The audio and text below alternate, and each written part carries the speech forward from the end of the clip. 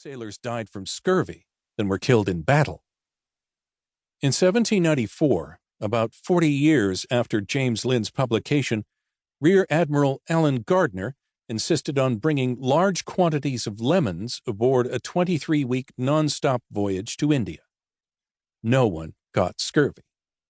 The British Admiralty could ignore Linn's study no longer. In May 1796, the Sick and Hurt Board in Britain, which recently had added 2 naval surgeons well acquainted with Linn's findings, agreed to supply all naval ships on foreign service with lemon juice. 3 years later, the board extended its recommendation to all British ships. Scurvy disappeared from the British Royal Navy. Because the Navy could now block French ports for years at a time, sea power won the Napoleonic Wars. Of all the means which defeated Napoleon, noted one observer, lemon juice and the carronade gun were the 2 most important.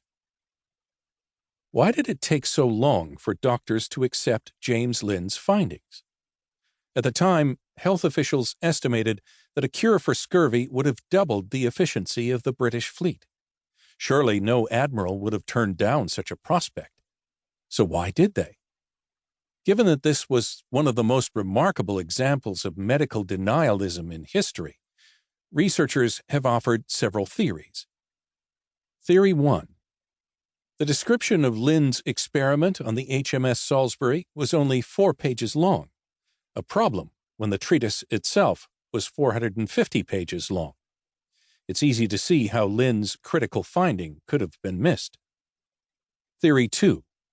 Linn knew that lemons and oranges worked, he just didn't know why. He assumed that the fruits were treating a digestive disorder, not a vitamin deficiency.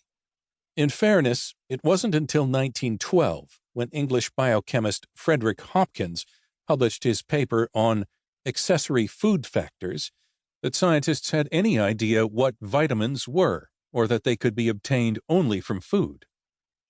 Of interest, humans are among a group of only a few animals, including guinea pigs and monkeys, that can't synthesize their own vitamin C. That's why sailors who ate rats on the ship were less likely to get scurvy. Rats are a rich source of the vitamin. Theory 3. Linn was a poor advocate for his findings. The province has been mine to deliver precepts, he wrote. The power is in others to execute. Trusting the British Admiralty to be immediately compelled by his scientific study was, at the very least, naive. Theory 4. It's hard to counter established treatments and biases. It is no easy matter to root out old prejudices, wrote Linn, or to overturn opinions established by time, custom, and great authorities. James Linn died on July 13, 1794, 1 year before the Admiralty required citrus fruits for British ships. Although he may have been ignored in his time, Linn's work has been immortalized on the official crest of the British Institute of Naval Medicine, which depicts a lemon tree sitting atop an ocean. Today, we look back at the story of James Linn and shake our heads. Surely when confronted with clear, unambiguous evidence that a treatment works or doesn't work, we embrace the findings. What most people would be surprised to learn, however, is that in far too many instances, we do not. In the pages that follow, I will describe situations in which clinicians have ignored a wealth of evidence and continued to prescribe medicines or perform surgeries or promote cancer screening programs that have been shown to do more harm than good. Sadly, in certain situations, we are still figuratively offering elixir of vitriol, treatments or preventives that have been shown again and again to be at best useless and at worst dangerous. In the epilogue, we'll talk about why this is happening and what can be done to stop it. The good news is that there's a way out of this.